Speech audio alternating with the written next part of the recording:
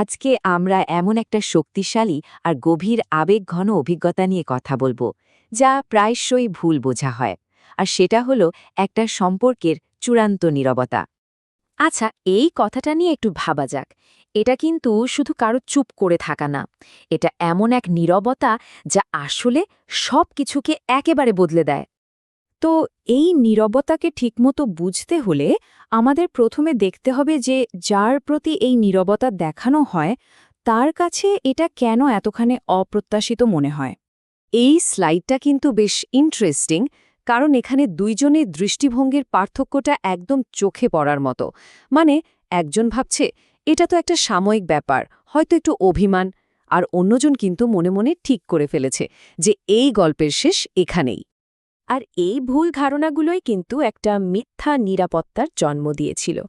এই বিশ্বাসটা তৈরি হয়েছিল যে যাই হোক না কেন, ওই মানুষটা তো কোথাও যাবে না, সে তো থাকবেই।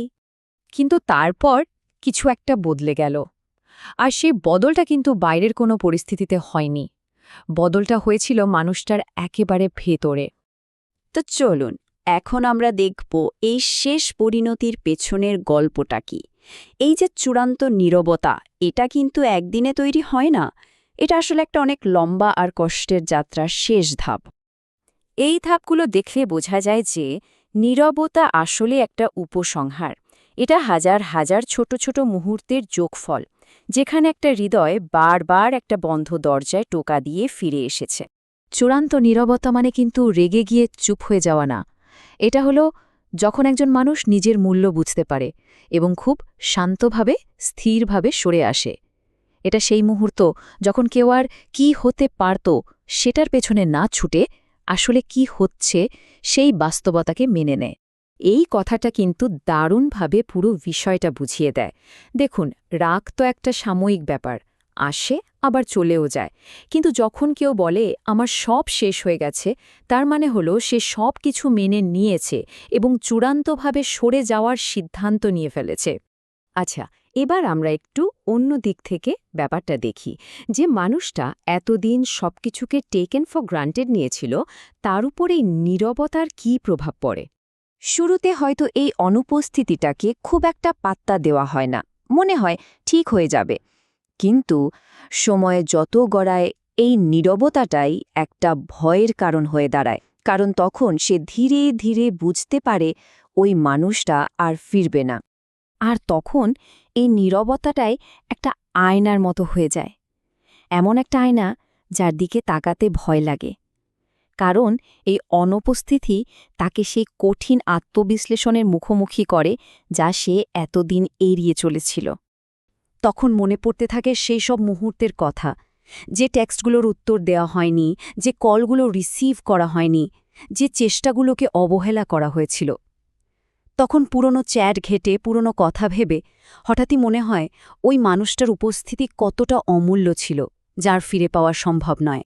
আর ঠিক তখনই তারা বুঝতে পারে যে কাউকে মিস করা আর কাউকে পুরোপুরি হারিয়ে ফেলার মধ্যে পার্থক্যটা ঠিক কোথায়। মিস করাটা হয়তো সাময়িক, একটা সময় হয়তো ঠিক হয়ে যেত, কিন্তু কাউকে হারিয়ে ফেলা মানে হলো একটা অপরিবর্তনীয় বাস্তবতা, একটা সত্যি যা মেনে নেওয়া ছাড়া আর কোনো উপায় নেই। তাহলে প্রশ্ন হলো, এই নীরবতার আসল উদ্দেশ্যটা কি? এটা কি প্রতিশোধ, নাকি কাউকে শিক্ষা দেওয়া? না, এর কারণটা আসলে তার চেয়েও অনেক গভীর। নীরবতা আসলে কোনো শাস্তি নয়, এটা হলো নিজেকে বাঁচানোর একটা উপায়। নিজের শক্তি, নিজের মানসিক শান্তিকে এমন একটা পরিস্থিতি থেকে রক্ষা করা যা দিনের পর দিন শুধু কষ্টই দিচ্ছিল। ব্যাপারটা এমন না যে ভালোবাসাটা শেষ হয়ে যায়। ভালোবাসাটা শুধু তার দিক পরিবর্তন করে। যে ভালোবাসা, যে শক্তিটা এতদিন অন্যের জন্য ছিল, সেটা এখন নিজের দিকে ফিরে আসে। আর এই পরিবর্তনটার জন্যই হয়তো অন্যজন একেবারেই প্রস্তুত থাকে না। শেষ পর্যন্ত পুরো ব্যাপারটা এসে দাঁড়ায় মাত্র একটা সিদ্ধান্তের উপর, একটাই পছন্দ, এই সব বিশৃঙ্খলা, অসম্মান আর অনিশ্চয়তার ঊর্ধ্বে উঠে নিজেকে বেছে নেওয়া। আর যে মানুষটা নীরবতা বেছে নেয়, তার জীবনটা কিন্তু থেমে থাকে না, বরং তার দুনিয়াটা আরও বড় হয়। সে নিজের লক্ষ্যের দিকে এগোতে থাকে। সে এমন সব ক্ষত সারিয়ে তোলে যা নিয়ে কোনোদিন কথাই বলা হয়নি। আর সবচেয়ে বড় কথা হলো, সে নিজের একটা শক্তিশালী ভার্সনে পরিণত হয়। আর এটাই হয়তো অন্য মানুষটাকে সবচেয়ে বেশি অবাক করে দেয়, যে সে শুধু চুপ হয়ে যায়নি, সে তাকে ছাড়া আরও ভালো আছে, আরও এগিয়ে গেছে। কারণ তার লক্ষ্যটা আর অন্যকে কিছু বোঝানো বা তার কাছ থেকে কোনো প্রতিক্রিয়া পাওয়া নয়, তার একমাত্র লক্ষ্য হল নিজের শান্তি খুঁজে নেওয়া।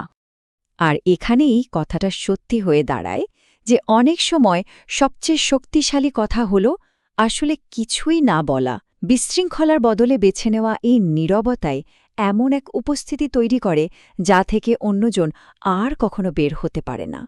শেষ করার আগে একটা প্রশ্ন রেখে যাই, কি হবে যদি জীবনের সবচেয়ে বড় শিক্ষাটা আসে কোনো শব্দ থেকে নয়, বরং অ্যাবসলিউট নীরবতা থেকে?